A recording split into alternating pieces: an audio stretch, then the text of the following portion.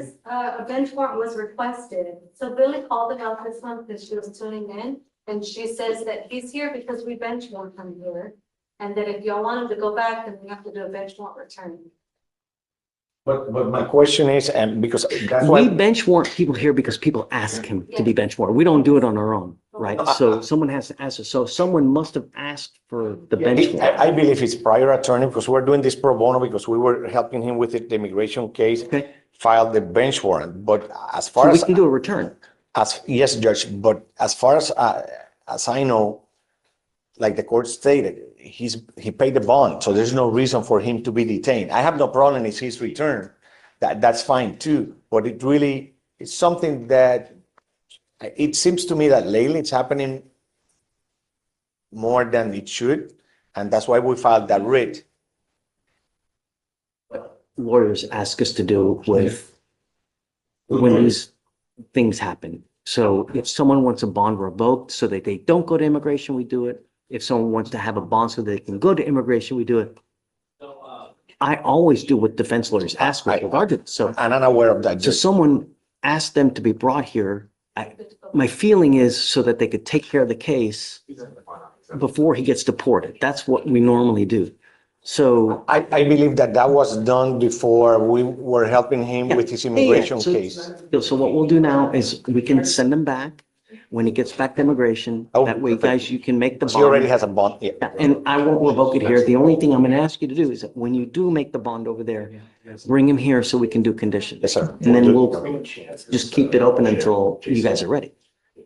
So just let her know to do the return and then I'll be- I don't know how long it'll take to get it like back, but That's why we filed the writ, Judge.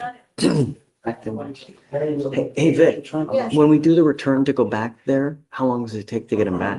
I mean, they're here pretty often, so I mean, I'm sure, he'll be back. Yeah, and he should be detained for more than 48 hours, because usually, if not, that's But why they're unless- yeah, released. but unless there's other circumstances, and when there's an immigration detainer, it's not us that's technically holding him, it's the immigration. That's why we are in the motion, Judge. It's just, if the court could take a look whenever it has a chance, it would be Sure. good. Yeah, but we'll do the return now so that we can just get him back in. Whatever is fast, that's fine, because This is the fastest way, they will. Do you want me, right? Yes, just send them back, yes. we can do that. Do you want me to put that application for writ habeas corpus in queue, the one that he's talking about? But I don't know, like if I grant it, I mean, it's just. Can I ask just a favor, Get him Judge? If the court just, I mean, I think whatever is faster, I'm fine with that, because we already got a bond for him there, but if I the court think could what take, she's saying is probably the fastest. but if the court could also, whenever have a chance, Take take a a look look at at my motion, okay? Okay, And maybe it's just just, let her know and then we'll get it done for you now today. thank you, sir. Thank you. Good morning, Ms. Jason. Good morning. Ma'am, you're charged with criminal trespass. You're facing up to 6 months in jail and or a $2,000 fine. You've worked out an agreement. They're offering you 21 days in jail with credit for the 7 days that you've done. Sir.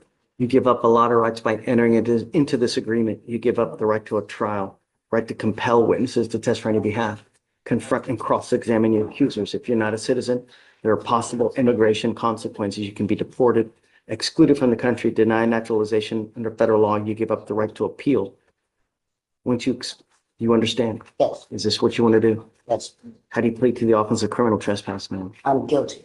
I'll find you guilty, sentence you to the agreement. Good luck to you, ma'am. Don't go back there.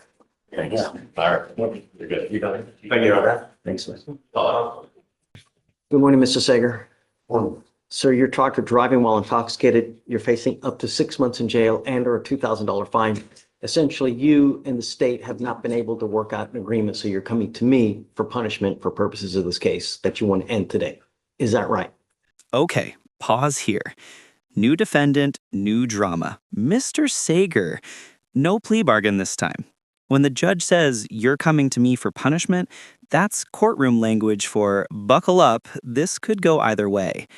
Watch how the judge balances accountability with compassion in what's about to unfold. You need to understand that you give up a lot of rights by entering into this agreement. You're facing 180 days in jail. You give up the right to a trial, right to compel witnesses to testify on your behalf, confront and cross-examine your accusers, the right to be arraigned, charged with in open court. If you're not a citizen, there are possible immigration consequences. You can be deported, excluded from the country, denied naturalization. You give up the right to appeals. So whatever happens today happens, and that's it. There's no turning around and trying to change your mind. Do you understand? Yes, sir. Now, I'm a firm believer that everybody deserves a chance. Really. But the problem is we have people that we give them chances and they take the chance, but then it continues to happen over and over and over. And that's what we are trying to prevent from happening with you, Mr. Sager. You know, we all make mistakes, but the problem is that when you make a mistake where you're in danger of someone's life, you have to take notice. And when you don't, and when it continues to happen, if it continues to happen, the sentences get longer, the costs become bigger, especially with the DWI. Now you're facing, like I said, the 6 months. Your lawyer's asking me to set you for a deferred, which is a type of probation that if you complete, you do not end up with a conviction on your record. I will do this for you today. I will set you on a 1-year deferred. I'm going to sentence you to 180 days in jail, and I will not find you guilty, and I will put you on this deferred for a year. However, you will be required to satisfy conditions. If you do, fantastic, you will not end up with a conviction on your record. But you need to understand something.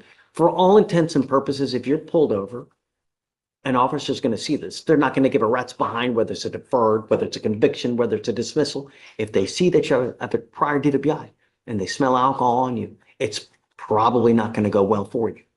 Do you understand? Yes, sir. So what I'm trying to say is that even if you have half a beer, a sip of something, don't get into a car because it's a huge risk. Do you understand? Yes, sir. So it is a 180-day, 1-year deferred. You will maintain a guardian interlock while you're on this deferred. You will do a DWI education class, a victim impact panel. Do you have children? We will do a parenting class in lieu of community service. Sure. No drugs, alcohol.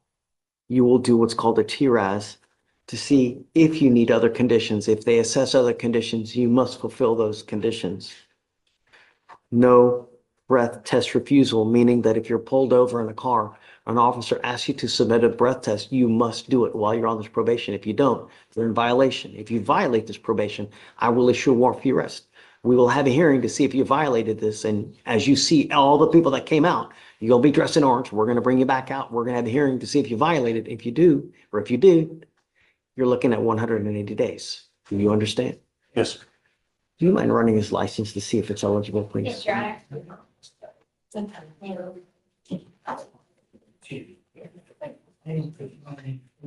I didn't forget anything, did I? That's about it. So the only other thing I'd like to know now is whether your license is eligible or not. Because if it's not eligible, I'm going to order you not to drive and we'll give you a portable device. You're not allowed to drive unless you have a valid license and liability insurance in your name. You must maintain car insurance while you're on this probation. You must give them proof so that we know that you're driving legally. It's eligible. Wonderful. Okay. I'm not going to suspend your license now, so you can continue to drive, but you must get an interlock within 7 days. Do you understand? 7 days? Correct. Yeah. Do you have any questions?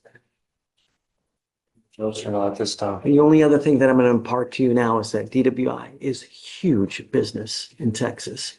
There is a $3,000 surcharge. Is this a 0.15 or above? It is. It is, yes, Your Honor. All right. Is it true or untrue that you had a 0.15 or above? Oh, well, I guess you didn't. It's not pled as such, right? Okay. So the reason I'm trying to tell you is that there's a $3,000 surcharge that tags onto you when you pick up one of these types of cases. I'm going to waive it for you now, but on a second DWI, it's a $6,000 surcharge. And if you don't pay it, every $100 you owe, you